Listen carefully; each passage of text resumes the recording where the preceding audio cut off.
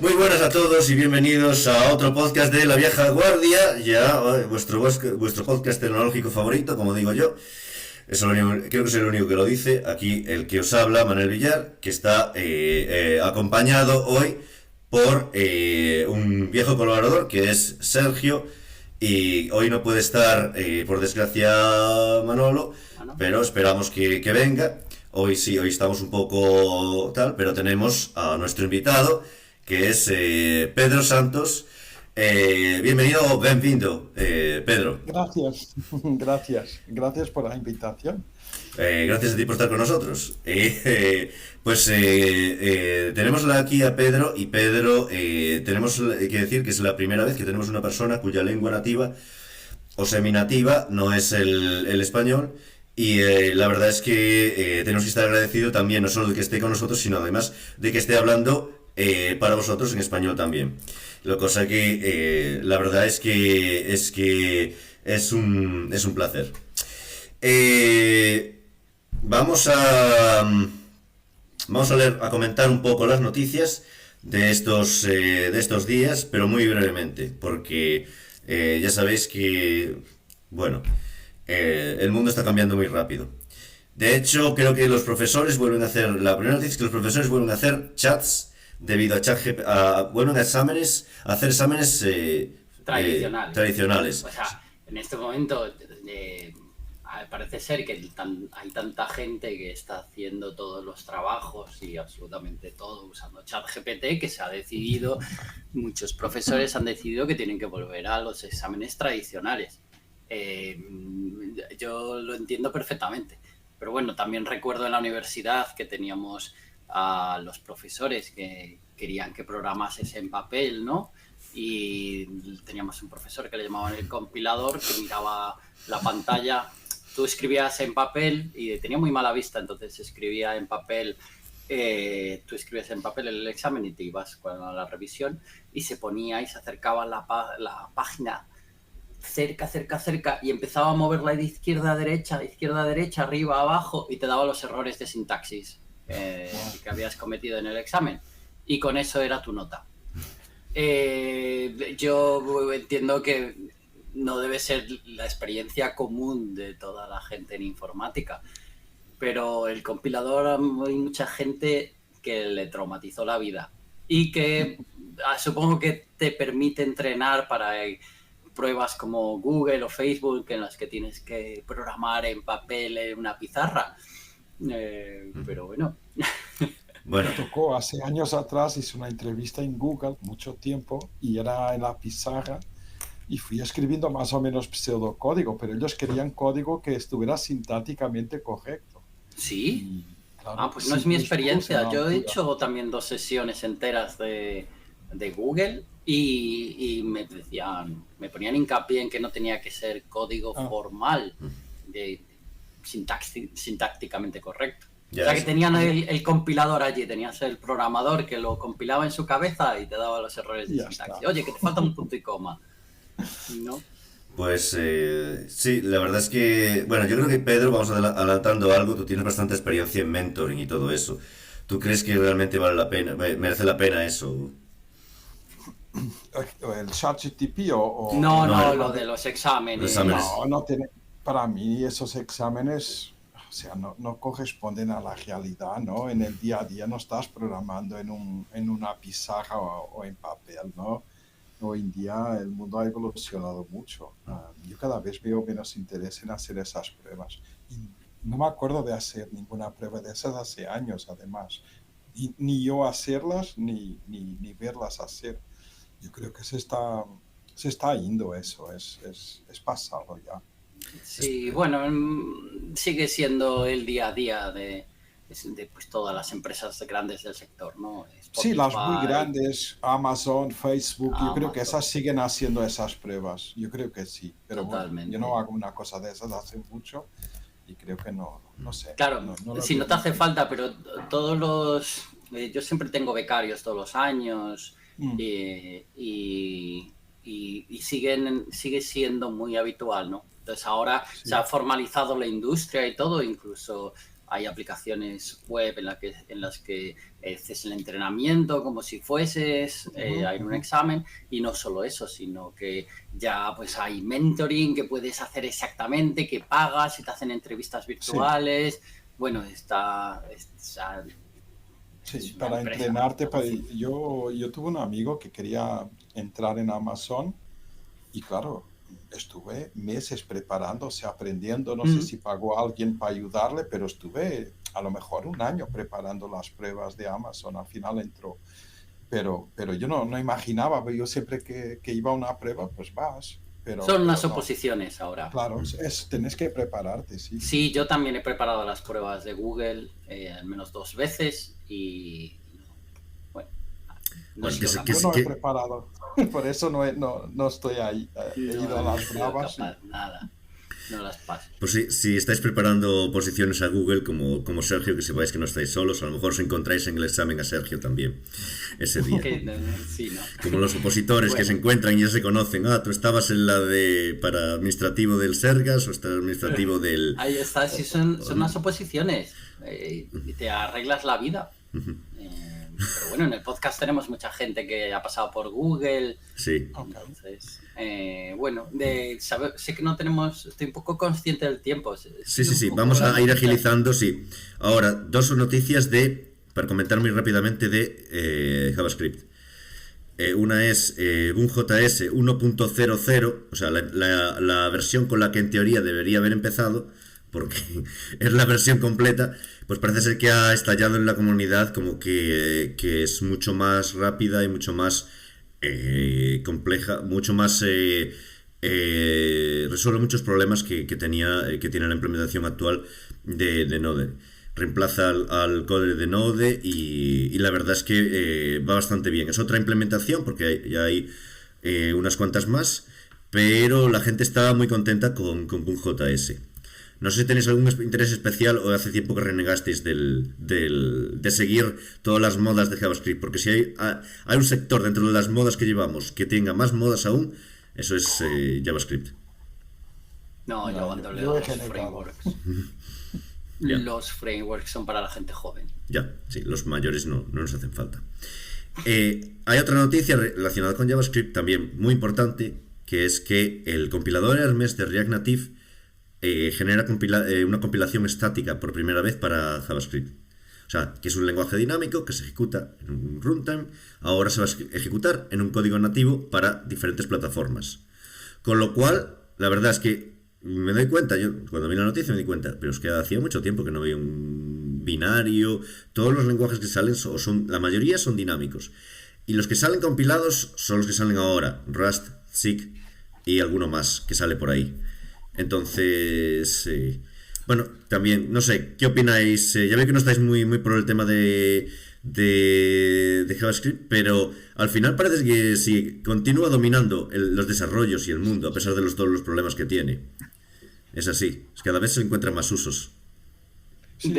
A ver, yo ahora mismo programo en Vue y estoy relativamente contento. Intento no salirme mucho ya del mainstream, ¿no? React, Vue ya son así muy estándar, son muy mainstream. Si tuviese que hacer otra cosa, me haría Vanilla o algo más nativo, pero a mí lo de probar frameworks de JavaScript es que... No es un framework, es una compilación de lo que está de lo que es existente. Bueno, es la diferencia. Es decir, tú antes lo que hacías era que tú ejecutaba en un runtime nativo en tu móvil o en lo que fuese. Esto ejecuta código nativo. Vale. O sea, lo compilas para un procesador, para... Vale, como C o Rust o alguna de estas. Vale. Como ves, estoy totalmente desconectado y tampoco hace tiempo que dejé de programar aplicaciones para móviles. Hoy día las aplicaciones para móviles ya se siguen compilando. Es una pregunta que ya no...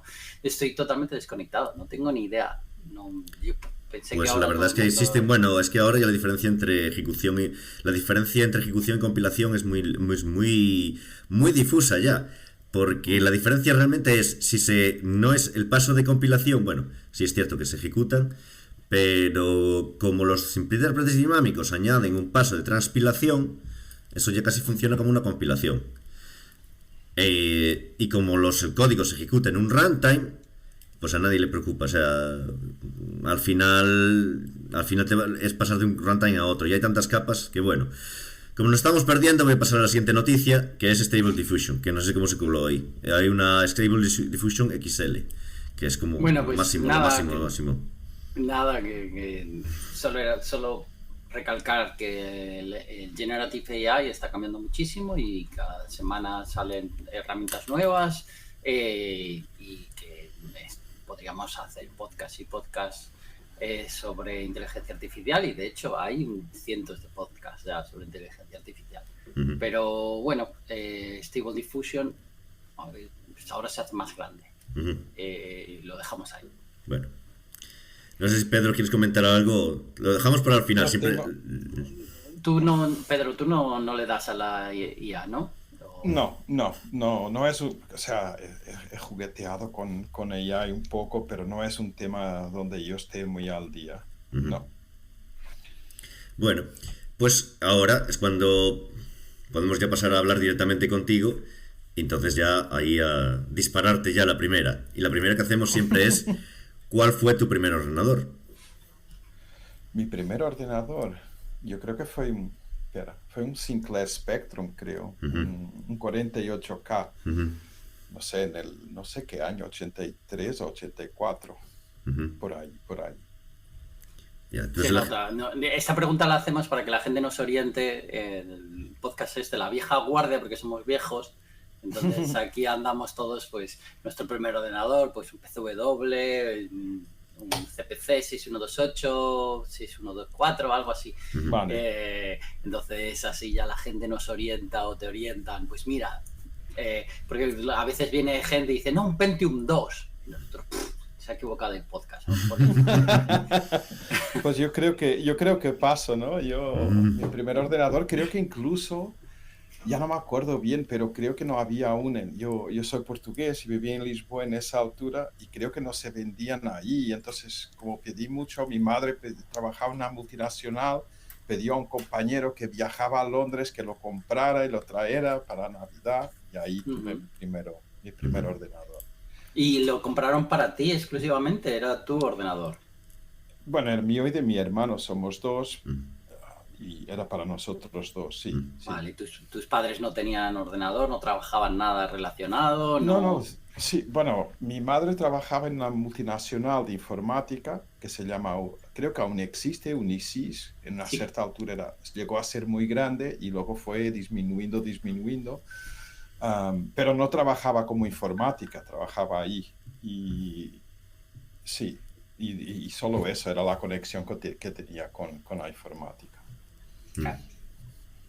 Ya, porque a veces miramos que al final la verdad es que no todo el mundo tuvo tanto acceso. Yo creo que en España sí que hubo bastante cultura del Spectrum comparado con otros sitios, creo. Uh-huh. Claro, los Spectrum se compraban mucho para jugar y para aprender a programar, porque eran educativos en cierta manera, claro. ¿No? Entonces... Claro, para mí al inicio era más para jugar y luego ya empecé a hacer otras cosas, pero... Claro, yo quería un CPC porque tenía juegos y discos, y mi padre se equivocó y me compró un PC. Ok. Entonces eso fue mi entrada grande en el mundo, porque mi padre, para él fue la frustración de su vida comprar el ordenador y ponérmelo delante, y yo no sabía ni encenderlo ni hacer nada con él.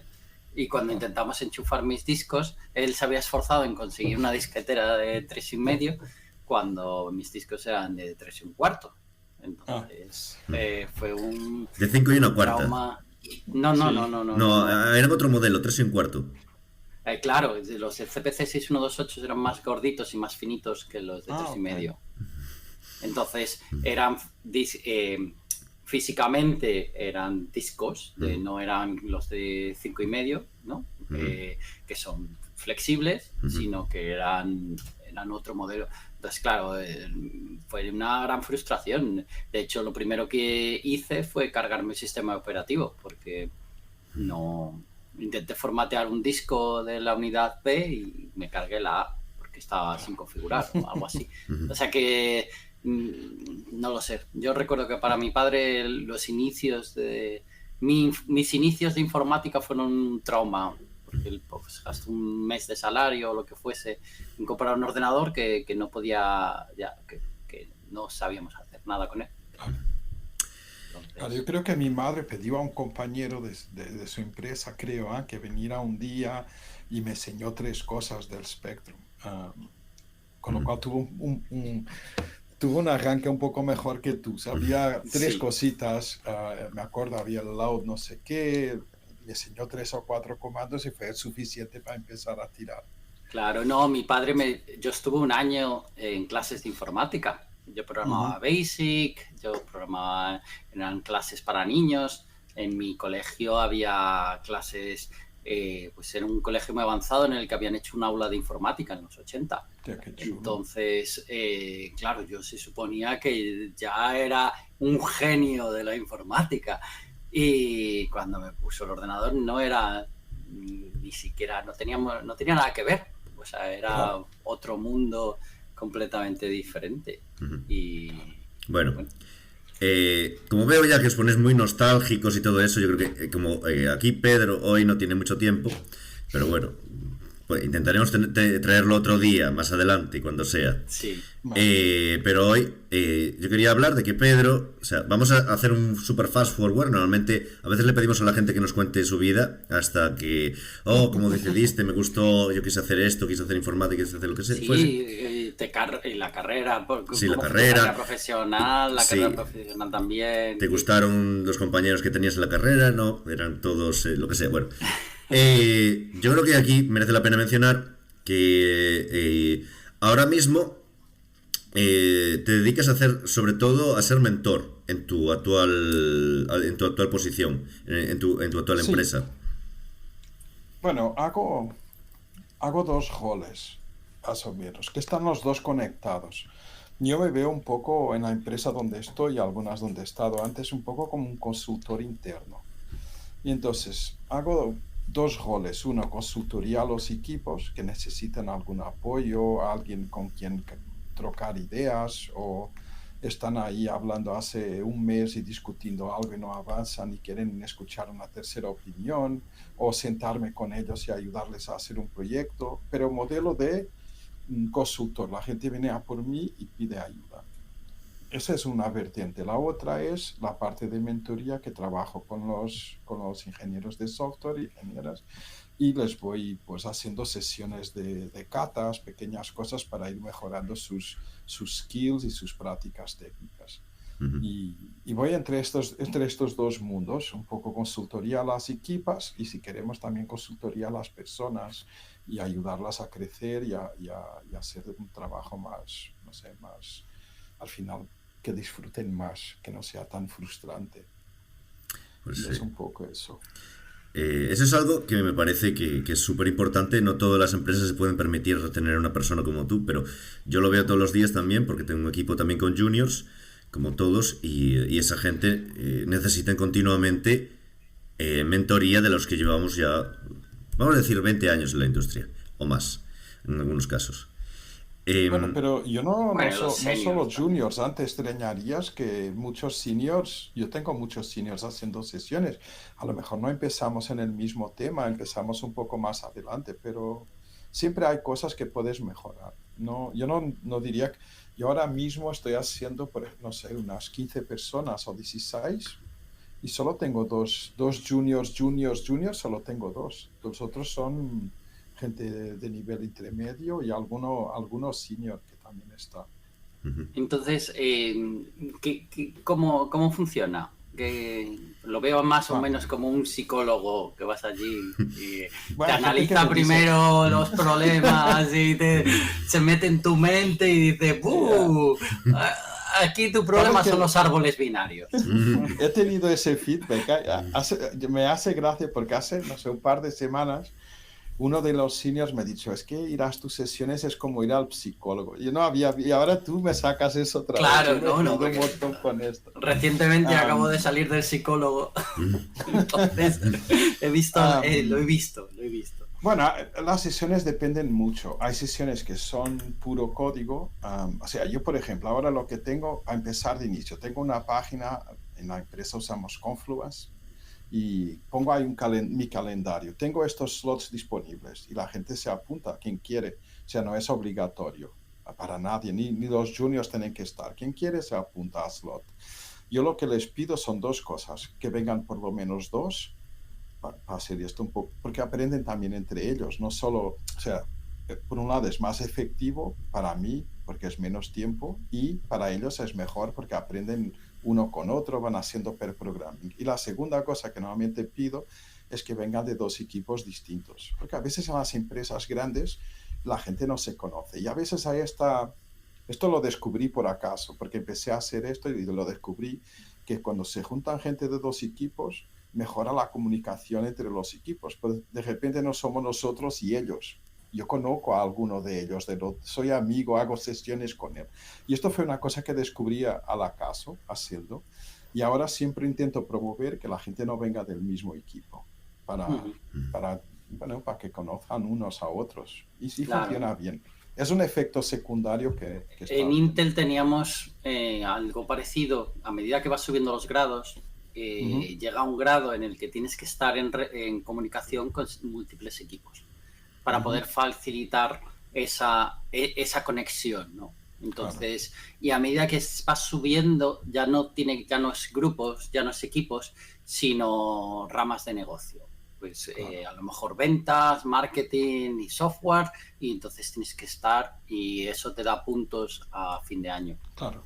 Pero eso está muy bien, pero eso está a un nivel de seniority. Pero, por ejemplo, que un junior del equipo A conozca al junior del equipo B, es muy improbable que esto pase.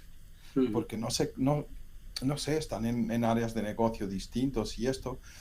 Y yo descubrí, como digo, al acaso esto y vi que era un efecto muy positivo, porque la gente cuando tenía un problema, en vez de, que ellos siempre hacen las cosas mal, espera, que yo conozco uno de los desarrolladores o desarrolladora que está en el otro equipo, déjame ir a hablar con esa persona, porque hago sesiones de mentoring con él, lo conozco, y simplifica la comunicación. Entonces ahora intento siempre promover esto. A veces no, a veces vienen dos del mismo equipo, tampoco es lo pido, pero si no vienen, no. Y luego vamos haciendo sesiones, no, yo sé, 3 meses o 4 de sesiones hacemos una vez a la semana, 1 hora y media, en su slot, y vamos haciendo cosas, no sé, por ejemplo, si no saben programar con Test Driven Development, TDD, pues empezamos allí. Que ya sabes TDD, pues empezamos un poco más adelante, empezamos con Object Oriented. Yo tengo un montón de catas, y voy siguiendo un poco ese ritmo. Como son sesiones muy pequeñas para pocas personas, las puedo personalizar mucho al ritmo, que a veces pasa que una pareja tarda más en hacer un ejercicio, no pasa nada, damos más tiempo en ese ejercicio y luego vamos avanzando a medida que yo vea que son capaces de ejecutar. Porque yo lo que veo mucho problema, incluso en las universidades, es, nosotros hemos pasado por ahí. Al final no sé cuántas horas de programación hemos tenido en la carrera, 200 horas en total, como mucho. Y que tuviéramos tenido feedback de eso, yo diría, yo tuve cero feedback. Yo tuve el compilador que me leía. O eso, pero te daba feedback, te decía concretamente esto así, esto no. Sí. Yo nunca tuve eso, nunca, ningún profesor. Y pasa mucho que la culpa, claro, esto es complicado. A lo mejor hay 100 alumnos en una clase, el profesor no puede hacer eso. De hecho, Manuel y yo estuvimos en una conferencia en Alemania hace un par de semanas y estaba un profesor de la universidad que quería acercarse al mundo crafter para tener feedback. Yo fui a su sesión y claro, la primera cosa que le pregunté fue, ¿cuántos alumnos tienes? Entre 40 y 80. Y dije, es que aquí tienes un problema de muy difícil solución porque no puedes dar feedback personalizado. Y eso es lo que hago yo en mis sesiones. Hago feedback muy personalizado. ¿Por qué has hecho este espacio? ¿Por qué has montado un loop en vez de hacer, no sé, una clase? Y vamos haciendo, les voy dando feedback y les voy haciendo preguntas. Y esto les permite, como decía bien, de evolucionar súper rápido, obtener feedback muy personalizado y muy en el momento. Nosotros en el podcast hemos tenido al profesor Retroman, que es un profesor de Alicante, que da clases en YouTube de programación. Vale. ¿No? Y entonces en sus prácticas los tienen que programar un videojuego. Entonces tienen que programar un videojuego en una plataforma antigua que él controla y domina. Y claro, él lo que está haciendo para aumentar todo ese contacto de que los estudiantes tengan muchísima más exposición a código es aumentar su carga en YouTube y poner muchísimos vídeos, ¿no? Ahora ya es más un influencer en YouTube de la informática y es fantástico. Yo de vez en cuando sí que me pongo sus charlas y aprendes muchísimo, ¿no? Claro. Es así más orientado. ¿Qué opinas? Te falta el componente del feedback.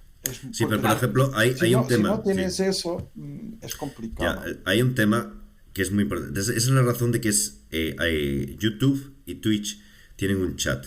Entonces la gente va preguntando en el chat y ellos leen, o él lee en el chat. De hecho, hice una sesión hace un mes, unas semanas, y ahora creo que va a hacer otra sesión Fran Gallego en breve, en Retroman en YouTube, para los que nos escuchaste, lo tuvimos aquí. Va a hacer otra sesión en Twitch. Y eso lo vuelve más interactivo, la verdad. Pero sigue sin ser, claro, el one-to-one o el one-to-two, lo que sea, eso no se puede batir. Claro. Y tiene mucho valor lo que hace. Y hay más gente que lo hace. Tiene muchísimo valor poner todo ese contenido gratis, todo ese conocimiento, todo eso yo lo aplaudo. Y en la universidad, por lo que nos explicó en el podcast, sí que hacía muchas sesiones de mentoring para programar. Vale, ¿no? vale. Eso... También porque es que si no, esta gente no era... Hay que pensar que estás haciendo algo en una tecnología bastante antigua, que si no los educas no van a llegar, ¿no? Yo tenía una pregunta sobre... ¿Tú qué opinas de todo esto de HackerRank, LeetCode, todas las herramientas webs en las que te ponen ejercicios? Es competitive programming en realidad. Vale, bueno, CP, opino el mismo que opiné, que sobre, o sea, lo mismo, le falta feedback. Tú haces ahí un ejercicio, pero primero, estás enfocado, es una cosa que yo tengo que cuando estoy haciendo sesiones con gente les digo, aquí no estamos enfocados en solucionar el problema, estemos enfocados en aprender. Entonces, cuando tú estás en una solución de esas, puedes caer en la tentación de quiero solucionar el problema sea como sea. Además, es competitive program. Y para mí, eso, o sea, te puede generar malos hábitos, ¿no? De sacar adelante sea como sea el algoritmo, sin preocuparme en hacer un código mantenible, aprender buenas prácticas. O sea, no tengo mala opinión sobre esas plataformas, pero les falta el feedback, es lo mismo. En realidad, yo sí que he visto muchísima evolución, porque ¿Sí? en LeetCode, por ejemplo, yo tengo 200 o 300 problemas hechos de todos los niveles, ¿no? Y he visto cómo ha ido evolucionando la plataforma, porque sí que lo probé hace tiempo cuando hice mis entrevistas de Google y me metí y estaba un poquito en bragas. Y ahora mismo ha cambiado tantísimo en el que tienes los comentarios, las charlas, la gente pone su código, explica por qué su código es así. Luego siempre está la gente diciendo, no, es que este algoritmo es mejor porque no sé qué. Y luego, ahora mismo, si tú pagas la de pago, por ejemplo, obtienes ya el feedback absoluto, que es que tienes un tutorial explicando hasta el último detalle cómo funciona el algoritmo más óptimo. Desde ese punto de vista, a mí sí que me parece que están evolucionando mucho las plataformas. A mí lo que veo es que siguen estando enfocadas más a CP, ¿no? Por ejemplo, valida este sudoku, o añade en este árbol binario, o en este mapa busca cuántos granjeros hay. claro. Ese tipo de algoritmos Claro. bueno, que yo sí que veo, sí que son entretenidos, no dejan de ser Ujú, sudokus muchas veces, ¿no? Clonar un grafo. claro. Muy teóricos, ¿no? Pero que de uso en el día a día es muy limitado. Y sí que, por Ujú. ejemplo, toda la parte de unit testing, de cómo haces los testing, ¿no? Tal como lo estás Sí. enfocando, ¿no? Entonces, O, más o menos, o, ¿qué cosas metes tú en el temario? ¿Qué debería saber un programador que arranca o que está intentando mejorar? Bueno, y ahora, antes de esto, quería, porque hemos hablado de las catas, de las code catas, catas de código, y creo que hay gente que nos puede estar escuchando y ah, no sabe lo que es. Porque no hay gente, sabemos que hay gente que es un poco menos técnica, incluso hay gente que no vale. es no son profesionales de la informática, nos escuchan igual porque les gusta este podcast. Por cierto, muchas gracias a los que nos estáis escuchando porque estamos viendo las cifras en iVoox y es increíble, y en otras plataformas también. O sea, ¿nos puedes explicar un poco más? Yo creo que la gente está un poco familiarizada más o menos con el concepto de catas en artes marciales Exacto. y nos puedes tal vez explicar un poco por encima qué son las catas de código.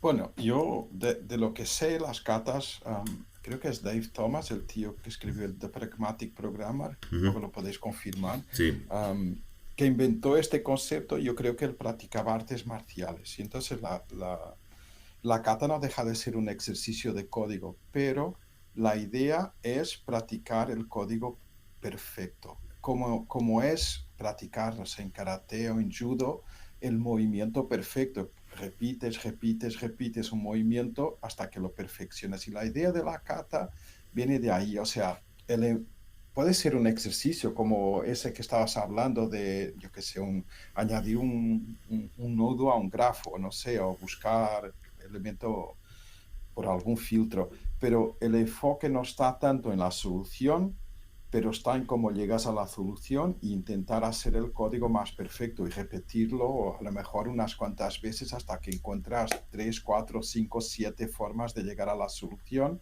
pero enfocado no en la solución, pero en practicar el movimiento perfecto. O sea, sería como un arte marcial, no está enfocada en, no sé, en pegar a alguien, ¿no? Está enfocada en que haces un movimiento perfecto. Pues igual, igual que las catas, está enfocada en hacer algo con un cierto perfeccionismo. Que luego no tienes por qué hacer código perfecto siempre, pero en la cata lo haces perfecto o lo intentas. Y esa es un poco la forma de ver. No sé si me explico bien o no. Yo creo que sí, más o Sí, menos, ¿no? yo creo que sí. Pero bueno, nuestros oyentes lo dirán. Y de hecho, creo que sí, como comentabas antes, sí, nos conocimos en esta conferencia que es Sócrates, que es una Ujú. conferencia para software craftsmanship, o sea, para artesanos del software, que hay en la original, creo que es la alemana, la que fuimos nosotros, porque Sí. la está en Canarias, Ujú. que nos hablaba Manolo de la Socracan en Canarias. Ujú. Y la verdad es que fue toda una experiencia vivir eso, y la verdad es que a ver, la verdad es que me impresionó bastante la conferencia, tengo que decirlo. Eh, no sé si Sergio la conocías, pues es un estilo de conferencia un poco diferente de lo normal. Es una No. Unconf. No es una conferencia con un calendario de sesiones predefinido, es una conferencia en la que la gente va, propone sus sesiones y la gente va a ellas sí o no. Sí, la Foscam tiene la Foscom, ¿no?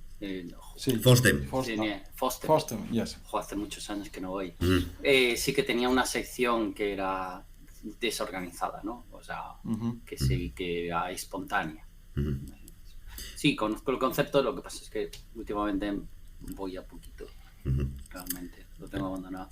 Pero volviendo un poco entonces a la pregunta que te hice sobre, enfocas un poco a todo, cuál es el tipo de temario, qué Ah, tipo de el temario. cosas, Vale, que, vale, que- vale. sí. Yo al final lo que hago es Extreme Programming, ¿sí? Y enfoco 4 cosas, 4 temas muy grandes. Primero, Test Driven Development. Segundo, pues, no, segundo, tercero, no voy por el orden, sería Object Oriented, sería Refactoring. Espera, que me falta uno, que ahora no me acuerdo. Pero son los 4 grandes de Extreme Programming. Lo puedo buscar aquí rápido y ya vuelve el asunto. Sí, la verdad es que ahí igual tengo que aclarar que has escrito un libro, no has escrito más que eso, pero has colaborado en un libro sobre todo este tipo de buenas prácticas, que son bastantes, y sobre también disciplinas, TDD, Stream Programming, Event Storming, Domain Driven Design, tengo mi camiseta aquí de Domain Driven Design, o Driven Design, nos gustaría, bueno, es un libro que pondremos seguramente en el podcast, en la lista para la gente. Es un libro que podemos recomendar porque la verdad es que es casi como dirían los británicos o los angloparlantes, a gateway drug. O sea, es una especie de resumen de las diferentes disciplinas o de diferentes metodologías que han surgido en los últimos años, unas con más éxito que otros, con diferentes puntos de vista, y sirve también para la gente que quiera profundizar en cada una de ellas, primero conocerlas, y después la gente que quiera profundizar en esas metodologías, que pueda buscar más documentación o que pueda seguir adelante. Bueno, este libro salió, a mí me gusta decir que salió un poco de las trincheras, pero yo de esa altura vivía en Londres y pasé mucho tiempo en una empresa que se llama ASOS, haciendo coaching a la gente, y poco a poco fui tomando notas de las sesiones, que funciona, que no funciona, mejorando cosas, y poco a poco había un documento Word que circulaba dentro de la empresa que yo fui escribiendo, y esto fue a lo largo de 4 o 5 años. Y un día estaba hablando con 2 amigos y les enseñé este documento Word y quedaron fascinados. Me han dicho, ¿por qué no escribes un libro? Y yo digo, bueno, es que no tengo energía para hacerlo solo. Y claro, ellos se apuntaron inmediato y conmigo sí que pusieron ahí a trabajar conmigo, y al final transformamos unas notas que yo tenía por ahí, que eran, no sé, unos cientos largos de páginas, en algo con cara y ojos. Y ahí salió el libro. Pero a mí me gusta que es un libro que salió de estar haciendo esto, enseñando gente. No me puse ahí un día a teorizar sobre esto. Y ahora estamos trabajando en la segunda edición y estamos otra vez con el mismo. Vamos tomando notas de lo que funciona, lo que no funciona, y ahora ya somos 3. Y tenemos ahí creo que se llama Asana o algo, es un gestor de proyectos, y ahí vamos poniendo notas y vamos escribiendo cosas nuevas que vamos descubriendo. En Sócrates, ahí en Alemania, presenté una cosa nueva que viene en la edición 2 del libro. Sí, la verdad es que creo que hiciste más de una sesión en Sócrates, porque yo estuve en alguna y estuve en unas catas, y el primer día en la que presentaste el primer día, que fue también una cata, creo. El primer día fue de catas todo. Sí. Era una cata de refactoring porque quería presentar este concepto que se llama Refactoring Priority Premise, que es una orden para hacer refactoring que hemos encontrado que la gente puede hacer mejor. Pero teníamos un problema. Yo tengo un ejercicio que es el 3 en Jaya, que es un código muy mal hecho, que lo escribimos a propósito y les pedimos a la gente que lo ponga bien. Y les gustaba mucho. Y luego me ponía yo y no me gustaba mucho. ¿Y por qué? ¿Qué está pasando? Porque eran algunos de ellos programadores seniors o así. Había algo que no funcionaba. Y poco a poco fuimos entre todos descubriendo un pequeño orden que hacía que todo el mundo más o menos pudiera tener éxito con alguna ayuda. Y eso fue lo que estamos ahí describiendo. Bueno, en programación lo más difícil es el leer el código de otro. Claro, y luego el orden con que lo cambias, porque si haces un cambio de ciertas cosas te complica luego cambiar la otra. El orden de cambio para hacer refactoring puede ser complicado, pero te puedes meter en un apuro complicado. Claro, yo he hecho mucho refactoring de código de firmware para controladores, y los programadores de firmware tienes muchos tipos, ¿no? Pero tienes programadores que simplemente han aprendido en algún momento de su vida que no tienen como no hay muchos, Claro. programadores de firmware hay muy poquitos, hay gente que sobrevive haciendo un código terrible. Entonces, en el firmware, para un micro de 16K, no hay mucho código que tú puedas meter. Entonces puedes hacer muchísimas pruebas hasta que el código es viable y funciona, ¿no? Entonces lo que he visto es que el código hecho es absolutamente terrible. A lo mejor tiene 2 o 3 genialidades y el resto es bochornoso, ¿no? Y refactorizar ese código era muy complejo desde el punto de vista de que si no conocías muy bien la lógica de negocio que tenía que hacer ese microcontrolador, no entendías nada. Claro. Con operaciones muy específicas y muy complejas y ¿por qué le hace un XOR a esto? Y te tienes que leer el datasheet de lo que sea, lo que se esté conectando, a lo mejor está accediendo a otra sección de memoria de otro dispositivo. Entonces, sí que yo he vivido la frustración de hacer mucho refactoring. He hecho el refactoring de un motor 3D también, para convertirlo de software a renderizado con OpenGL, pero estoy hablando de los 90. Entonces, yo ahí tenía muchos problemas porque no tenía la experiencia suficiente para poder hacer ese refactoring correctamente. Claro. Entonces, pero a mí mi inquietud es, yo quiero que todo el mundo pueda hacer refactoring, que no sea una tarea, como dices tú, solo de unos iluminados, que han tenido suerte, que no son iluminados, han trabajado mucho y han tenido mucha experiencia. Y yo quiero que cualquier persona, aunque sea muy junior, pueda hacer refactor de su código. Y entonces tengo que buscar la forma de cómo les puedo guiar al inicio para que al inicio se sientan seguros a hacer, que saben que no van a hacer errores. Y luego con el tiempo ya pueden abandonar. Es como poner unas ruedecitas en la bicicleta, que no se cayan. Y luego cuando ya sepan ir en bicicleta, ya pueden quitar las ruedecitas y tirar. Pero hace falta que todo el mundo pueda hacer refactoring. No podemos dejar que sea solo el senior del equipo, hay un Siraika o una mujer, no tiene que pueda hacer refactoring. No tiene sentido ninguno que tenga que ser una persona senior para hacer esto. Y eso es un poco mi guerra constante, es cómo hago esto más accesible a todo el mundo. Que todo el mundo pueda tener éxito, sea refactoring, sea TDD, sea Object Oriented, sea Domain Driven Design, que hemos hablado. En mi experiencia en código abierto, en realidad obtienes el feedback haciendo tu pull request y que te lo rechacen. Entonces, al final te aprendes a refactorizar en continuo, porque si no, el código no aterriza donde tiene que aterrizar. Claro. Entonces, pero es un aprendizaje muy lento y muy doloroso, ¿no? Totalmente. Vas de palo en palo, ¿no? Claro, los rechazos, o sea, la gente de Google le da muy fácilmente a código rechazado. Puedes haber estado un mes trabajando en ese parche. Y te pueden dar feedback más o menos. No, que va, esa gente no te da feedback. No, no, sí que te dan, hombre.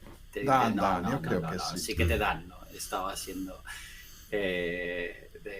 Hay que tener cuidado, porque una vez yo recibí un feedback que era bueno, pero era duro.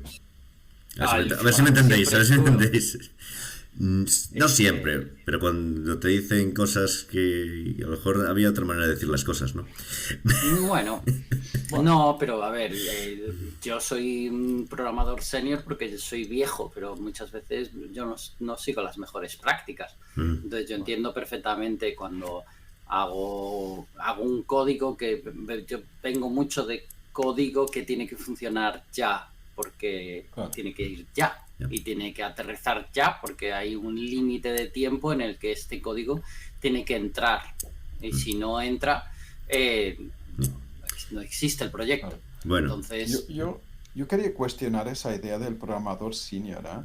Porque, por ejemplo, el programador senior también tiene que ver con el contexto y el dominio. Tú a lo mejor eres programador senior en firmware y todo eso. Si yo voy al mundo firmware, a pesar de llevar muchos años de experiencia, no conozco nada de ese mundo de software embebido.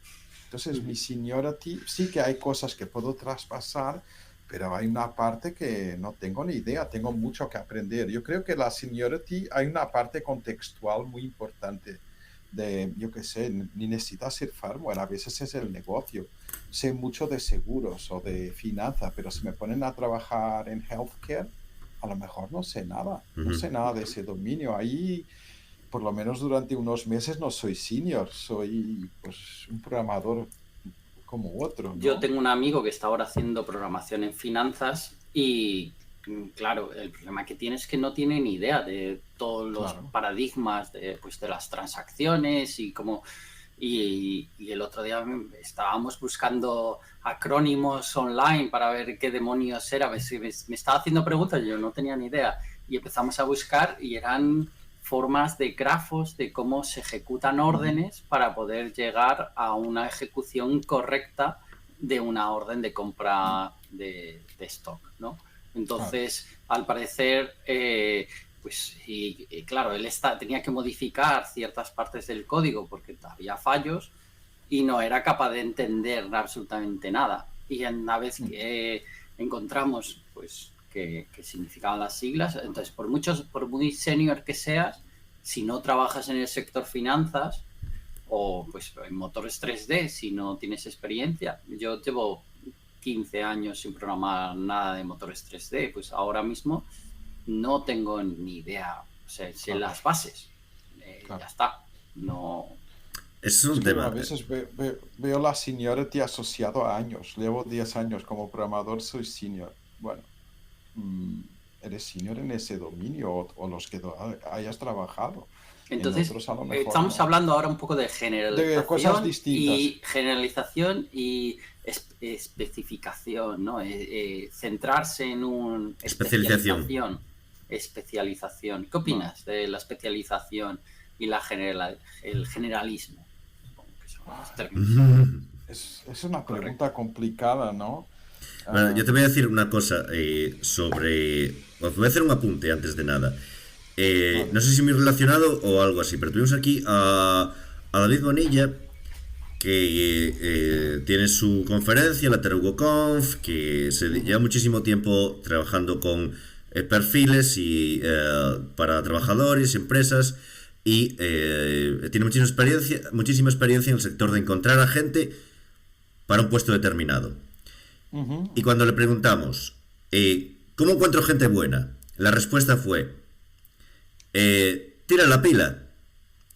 O sea, pero claro, tira la pila significa no busques gente para una tecnología determinada, ujú, pero ahí es donde entra. Claro, estamos hablando de dos cosas diferentes, porque una cosa es la pila, o sea, que estás usando, porque tú puedes trabajar en finanzas y usar Java o usar C++, pero a lo mejor ujú, el dominio es el mismo, o usar Python o Ruby, pero el dominio es lo mismo, no me importa contratar un programador Ruby, pero sé que es eso, o pero sé que va a tener ciertos conocimientos de lo que yo quiero, o es el otro aspecto. No puedo encontrar a nadie, que es lo que también pasa en muchos casos, porque no hay nadie en este sector, es un nicho. No sé ujú. cómo lo ves tú también, este tema del dominio, las pilas, todo este entramado que nos hemos montado. Bueno, yo me he movido cada vez más a generalista, cada vez más. Cuando empecé a trabajar era más especialista, pero con los años me voy haciendo cada vez más y más generalista. No sé, el mundo también me lleva por ahí. Vas trabajando en más empresas, vas viendo más cosas, pero yo soy más por el mundo generalista que especialista. El especialista tiene mucho riesgo porque imagina que te has hecho especialista, no sé, hay un montón de tecnologías que han muerto. Tienes mucho riesgo porque te especializas en algo que al final muere en nuestro mundo y estás continuamente ahí. Um, o que el mercado ya no requiere esa especialización. Entonces yo lo veo para mí como un poco arriesgado y menos divertido, pero estoy muy a manos de a lo mejor vendedores de tecnologías y eso. Pero es una opinión muy personal. Yo prefiero, y cuando contrato, prefiero gente más generalista, a menos que sea algo muy concreto que necesitas, pero siempre puedes buscar a un freelance para hacer ese trabajo muy especializado. Yo si es para formar un equipo, prefiero gente más generalista. Y en algún caso la empresa tiene un especialista o lo contratas en el mercado y, ya, y voy tirando así. No sé, es mi respuesta más o menos ahí a tu pregunta. Sí, yo soy de la misma opinión. Hay gente que... El tema es que hay proyectos que son muy técnicos, que tienen una gran especialidad, que sí que necesitas a ese especialista, ¿no? Entonces, si estás programando motores 3D para una empresa de videojuegos, ahora mismo ya necesitas el especialista que es el especialista en los ojos y que te programa absolutamente hasta el último detalle. Y no puedes esperar 10 años a que te haga el especialista en fluidos o mecánica de fluidos. Entonces, el especialista programador web, pues depende del tamaño de la web o de la arquitectura de la web. Entonces, sí que estoy de acuerdo que son carreras muy separadas, diferentes en la persona especializada, pero también veo mucho en internet, sobre todo en LinkedIn, gente que dice, pues mira, me especialicé en Flutter y ahora nadie me quiere contratar. Y yo, pues a lo mejor tienes algún problema, deberías saber...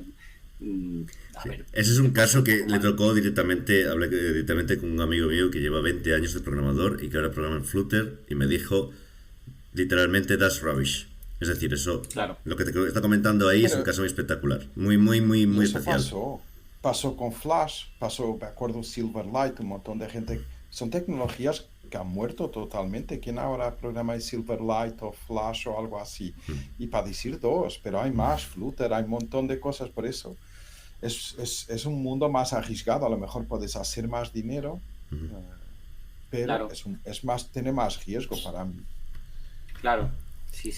Luego lo que pasa es eso, a veces ganas más siendo más especialista, lo que pasa es que te estás arriesgando tu carrera profesional a llegar a chocar, ¿no? A lo mejor si haces COBOL puedes trabajar de COBOL hasta que te mueras.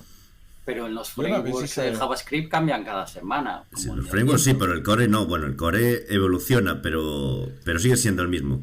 Bueno, aquí... las entrevistas te siguen preguntando, oye, ¿tú qué haces? ¿Haces React? Sí, vale, pues muy bien. No te vale otro que sea parecido, no, tiene que ser React, ¿no? Hay empresas, pero tampoco estoy generalizando mucho. Hay muchas empresas que son más normales y no les importa que puedas hacer la transición entre diferentes terminologías. Sí, hablamos de JavaScript, pero... O que tú como entrevistado también seas más exigente y digas, pues esta empresa me está haciendo estas preguntas, a lo mejor no me interesa trabajar aquí. Claro. Porque tú también estás entrevistando, ¿no? Y yo tenía una pregunta, porque yo no he hecho nunca pair programming. Bueno, todo esto, antes de esto, yo creo que tenemos a Pedro, que lo tenemos esta vez por un tiempo limitado, no sé cómo vas de tiempo, Pedro. Tenemos media hora más, si hace falta. Fácilmente. Llego un poco tarde a la cena, pero bueno. Aquí tenemos a Pedro. Las cenas son muy importantes, ¿eh? Sí, está el jefe del jefe, no sé si es del jefe, pero... Sí, grados, no. Cerramos en 15 minutitos. Hacemos ese cierre rapidito. No, yo no he hecho pair programming y es algo que parece que da un poco como de vergüenza. Sí que miento, sí que he hecho pair programming con amigos y tal, sobre todo cuando estaba en la Demoscene, hacíamos mucha programación pair programming. Pero cuenta un poco ese miedo que tenemos muchos programadores. Hay muchos miedos, ¿no? Y si vamos a ensemble programming o team programming, aún más. Pero somos todos humanos, ¿no? Y al final, cuando haces pair programming, estás expuesto. Todo el mundo va a ver que, por ejemplo, me acuerdo de hacer pair programming hace muchos años. Creo que estaba en Vueling. Y alguien se dio cuenta que yo escribía solo con 2 dedos. ¿cómo que llevas 10 años programando y escribes solo con 2 dedos? Ujú. Entonces se ve casi todo, se ve todas tus debilidades, o que voy un montón de veces hasta a Coverflow porque no me sé bien la sintaxis del lenguaje, cositas de estas y salen, o que tengo inquietudes, que tengo dudas sobre cómo hacer las cosas, y entonces esto dejen. Y a veces cuanto más senior más prestigio tienes en tu equipo, más difícil es que esa hora se vea atacada, pues tenemos un ego y cuesta mucho a veces a atraer gente un poco más senior que nunca ha hecho pair programming, le da mucho miedo perder ese, aunque sea inconsciente, hay un miedo, hay inconsciente de, voy a estar expuesto delante de otra persona. Pues a veces... Yo busco absolutamente todo. O sea, de hecho ahora hago pair programming con ChatGPT. Claro. ChatGPT y yo somos una persona y estamos ahí y yo le pego cosas y ChatGPT me va arreglando. Entonces, Pero para yo no mí sé cómo será... Sí, continúa. el pair programming es una cuestión también de eficiencia, ¿no? Porque, por ejemplo, antes hablabas de pull requests. Yo a veces cuando llego a empresas que me preguntan, hostia, pero 2 personas trabajan, digo, pero imagina que no tienes que tener ningún pull request, porque el código ya está revisado, lo han hecho 2 personas, porque el modelo pull request a veces puede ser perverso, ¿no? Tú haces una tarea, la terminas, haces un pull request y a lo mejor, con suerte, imagina, con suerte 1 hora después, con menos suerte, 1 día, 2, 3 días después te llega el feedback. Ya estás en otra tarea. Tienes que parar esa otra tarea para ir a revisar el pull request y hacer cambios. Todo esto es tiempo muy perdido. Son cambios de contexto que tienes que hacer. Si tú programaras todo con pair programming, pues terminas no haciendo pull requests porque el código está revisado ya por 2 personas. Tienes la ventaja de tener a alguien con compartir opinión, discutir el diseño. Yo le veo muchas ventajas. ¿Que tenemos que hacer pair programming siempre? No sé, yo no soy dogmático. No creo que tengamos que también aquí crear un dogma de todo el código tiene que ser hecho con pair programming. Yo qué sé. Vamos Bueno, haciendo cosas. Sí, hay muchos Cosas sí, paradigmas. otras no. O sea, Pero no hacemos un dogma. Un dogma no. yo conocía un chico que trabajaba en el core de .NET y entonces él lo que tenía era un programador senior que era su tester. Entonces, al parecer en Microsoft tienen, pues si tienes un código que no sea crítico, pues a lo mejor tienes un tester para 5 o 10 personas y a medida que vas llegando a las partes más críticas, acabas teniendo más testers por programador hasta que tienes el código más importante del kernel, de lo que sea que esté corriendo. Pues tiene una persona, un tester, ¿no? Y era, en cierta manera, una especie de peer programming, porque en realidad el tester instantáneamente tú le enviabas el código a esta persona y no era peer programming per se, porque no estás programando con la otra persona a tu lado, sino que en cierta manera, que hay muchos grados, ¿no? Parece. Muchos grados, claro. Sí, el pair programming también tiene que ver otra vez con el feedback loop, que tengas un feedback muy rápido. Tú acabas de escribir una variable, un nombre, y la otra persona te pregunta, esto no lo veo muy claro, este nombre, y lo arreglas. Pues en tu caso, lo que estabas describiendo a lo mejor en vez de ser inmediato, es 1 hora después. Tampoco es el final del mundo. El problema es cuando pasan horas o incluso días para tener feedback de un pull request. Eso sí que es un problema. Yo lo veo cada día. Eso es cierto. No, de hecho, bueno, hay un comentario por ahí que en Twitter salió hace tiempo, me acuerdo, que ponía, cuando los programadores son amigos, le llaman pair programming, cuando no lo son, le llaman code review. Mira, me gusta. Pero yo, por ejemplo, estuve en un modelo un poco más radical. Yo estuve en un equipo hace no mucho, 1 año y medio, haciendo team programming, que era, estábamos todos en remoto. ¿Team programming o mob programming? o Mob. Mob, se llamaba Mob, ahora se llama más Team Programming, no sé. Estos nombres van cambiando. Yo ahora tengo que decir una cosa, que yo me quedé muy impresionado, porque yo cuando leí el concepto de Mob Programming, me parece que es una cantamañanada.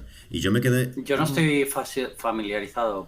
¿Podéis explicar un poco cómo funciona? Lo entiendo, parece un gangbang o algo así. Sí. Imagina, si estás en físico, imagina que estás en una sala y tienes una televisión o un proyector muy grande o un proyector o lo que sea y proyectas lo que se está programando. Hay una persona que está en el teclado y todo el grupo está participando. Y no tiene que ser solo desarrolladores. Puede ser gente de... O sea, y que sé, QAs, business analysts, product owners, pueden estar en la sala. La idea es que siempre se está produciendo, incluso que alguien salga y vuelva, porque tiene una pequeña reunión, pero siempre se está produciendo. Y entonces está todo el equipo volcado, con lo cual solo haces una tarea, que es la tarea que se está trabajando. Y va hasta final. Ese es el concepto del team o mob o ensemble programming. Hay por lo menos 3 nombres que yo conozco. De hecho, en la conferencia de Sócrates, tuvimos al creador, ¿no? No era Buddy Swill. Sí, estuvo ahí. Y yo me quedé... No sé si es el creador, pero es un gran divulgador. A lo mejor es el inventor, ¿no? Es el inventor, o por lo menos el que le dio nombre al concepto de Mob Programming. Vale. Y yo la verdad, yo te decía, cuando lo leí por primera vez, me pareció, este es el jefe que tiene un ego grande y sabe programar y se pone encima de todos a decirles lo que tienen que hacer. O sea, yo veo a Sergio haciendo o sea, lo veía más como mobbing programming, claro. En plan, ¿pero qué mierda estás haciendo?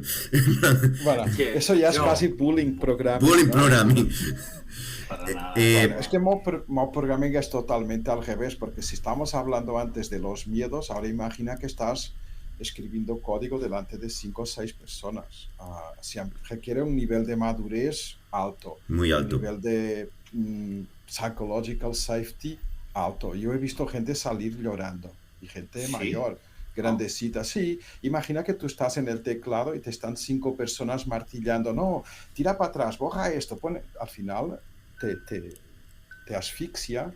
Sí, se parece un poco a la... A ver, yo tuve en las entrevistas de Google, yo tuve una caída psicológica muy grande, claro, porque me bloqueé absolutamente y no era capaz de avanzar. Y si hubiese tenido esta experiencia, a lo mejor sí que habría sobrevivido, porque sí que habría podido escribir los algoritmos. Claro. Yo a veces viene gente a preguntarme, ¿y por Pedro, qué dices que yo empiece a hacer mob? Ni mi equipo dijo, busca una persona que lo haya hecho y que tenga experiencia de hacerlo, un facilitador, porque puede ser es como una faca muy afilada, puede ser muy peligroso si lo haces mal. Al final, puedes mejorar mucho el equipo, el espíritu del equipo, lo puedes hundir y destruir completamente si lo haces mal. Hay que tener mucho cuidado. Sí, a mí hay muchos programadores, a mí me da mucha vergüenza compartir código si el código no está maduro. Entonces, yo sí que soy un programador que a lo mejor avanzo muy, muy, muy rápido hasta que tengo un prototipo viable y luego ese prototipo normalmente lo tiro y lo reescribo y hago otro de cero. Entonces, el problema que tengo muchas veces es que es un código que va a producción, acaba en producción y ya está en producción, ¿no? Entonces, viene el código, cuando viene alguien y ve ese código va a decir, joder, ¿qué ha pasado aquí? ¿Quién ha escrito esto? Y bueno, sí. Muchas veces esa persona eres tú mismo. Sí. Te ves eso nos pasa a nosotros mismos. ¿Quién es el...? Fui yo. Pero no, yo tengo mucha tolerancia al código malo. He descubierto que he llegado a un punto en la vida en el que para mí lo único importante es la función, el nombre de el nombre de la función y el API en el que voy a atacar.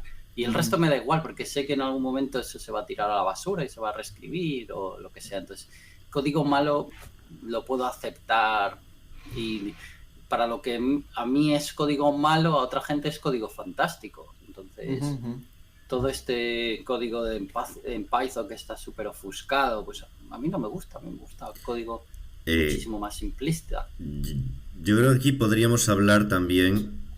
ahora me gustaría hacerte una pregunta, ya que ahora supongo que estarás con hambre, ya pensando en la cena. Una pregunta con trampa, que es en las catas nos hablaste de los code smells. Los code smells, que son cosas que tú las ves, un programador, una gran parte de los programadores senior, las ven y dicen, esto me huele mal. Casi todos vienen del libro que ahora mismo se considera la Biblia, que es el Code Clean. Alguna gente lo considera la Biblia, otros lo consideran como un texto sagrado, pero no el más importante, y otra gente simplemente odia a su autor por los comentarios que hace en Twitter o en redes sociales. Te quería preguntar sobre el feedback, y yo creo que con esto ya igual podemos ir acabando por hoy. Te quería preguntar sobre... ¿tú consideras que Code Clean o Clean Code es canónico? O que merece la pena ya, bueno, la gente que le está dando varias vueltas a todo eso, porque también muchas cosas, por ejemplo, que se encuentran, como dice Sergio, código en Python, vale, pero los dos paradigmas más grandes, digamos, de los últimos años, que son Java y Python, pues son muy diferentes uno al otro, y los smells de uno no son los smells del otro. Por ejemplo, relativo, bueno, en algunos casos sí, pero no siempre, porque uno es dinámico y el otro no es dinámico. Hay cosas que hacer cosas hay patrones directamente para Python, para Java, patrones del Gang of Four que en Python no tienen sentido, porque Python no necesita eso. Entonces, ¿cuál es tu postura un poco al respecto de todo esto? Una pequeña corrección primero. Los code smells no vienen de Clean Code. Clean Code habla de ellos, pero vienen de un libro de Martin Fowler que se llama Refactoring. Vale, sí. Clean Code vino unos años después. Sí, poco tiempo, pero sí. Sí, no sé cuánto tiempo después, pero a lo mejor 10 años después o más. O sea, el concepto Clean Code Smells, que yo sepa, viene ese libro Refactoring de Martin Fowler, inicio de los años 2000, y Clean Code es bastante más tardío, no sé. 2008 es Clean Code, y Refactoring sobre 2002, por ahí. Máximo. Por ahí. Vale, yo creo que los dos libros son bastante útiles y actuales. A mí me gusta más el Refactoring porque es más preciso. El Clean Code es un libro con más opinión. Está bien, pero tiene mucha opinión personal. A mi ver, hay otros libros que me dicen más que Clean Code, pero Clean Code tuvo un impacto muy positivo en la industria, independientemente del autor, que es una persona controversa, que yo además lo conocí personalmente más de una vez en Londres y todo. Generó un poco más controversia, pero hay que reconocer que fue un libro que tuvo un impacto. Pero hay más. Hay un libro de una chica que me gusta mucho, la Sandy Metz, que me gusta un montón. Ahora no me acuerdo su libro, pero es algo lo buscaremos. De Oriented Programming. Se llama Sandy Metz, la autora, y me gusta mucho. Y además habla muy bien en público y me chifla más. Me gusta otro libro de dos autores ingleses que se llama Growing Object Oriented Guided by Tests. Sí, efectivamente. Sí, muy bueno, además ese. El Grokking es muy bueno. Esos libros para mí ofuscan un poco el Clean Code. El Clean Code está bien, pero para mí es un texto introductorio, más o menos. Sí. Hay cosas más interesantes que Clean Code, que lo veo bien, ¿no? Pero hay libros más potentes y que van más fondo en las cuestiones como estos que mencioné. Pues sí. No sé si con esto contesto a tu pregunta o no. No, desde luego, la verdad es que sí. Pues es una pena, sí, que no tengamos más tiempo ahora mismo.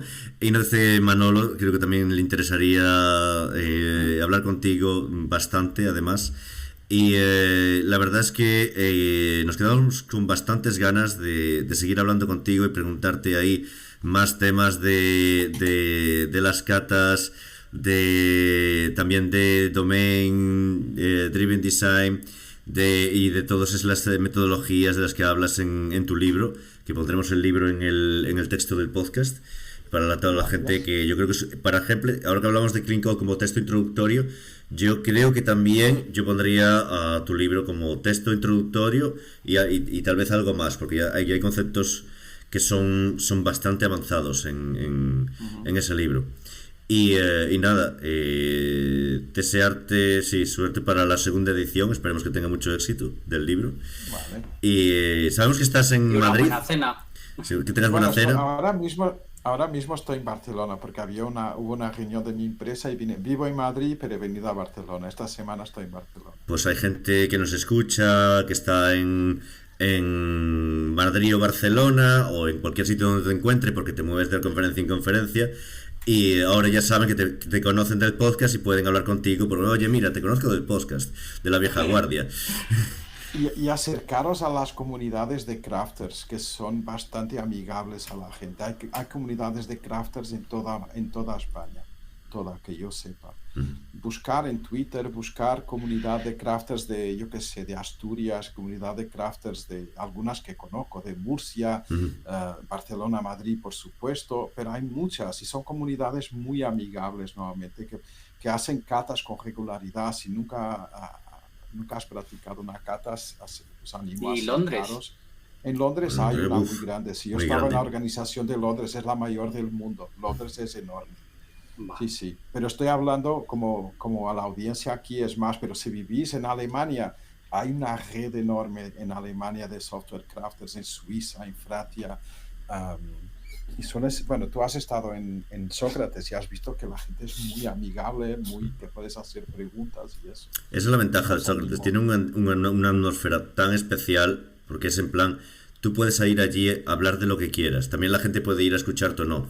Incluso si no te gusta lo que está diciendo, piensas que no es para ti, puedes levantarte de una conferencia e irte, y no está mal visto. No.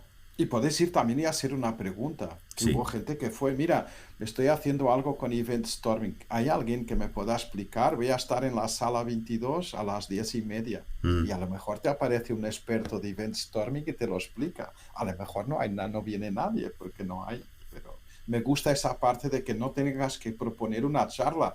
Puedes proponer una cuestión. Eso mola mucho.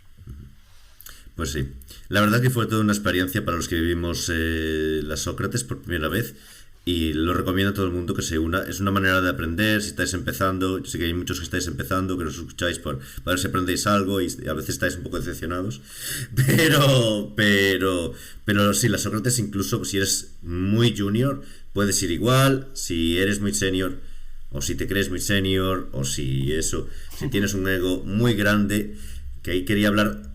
Me quedó en el tintero de hablarte otro día, de preguntarte qué hacemos con ciertos perfiles que hay en la industria.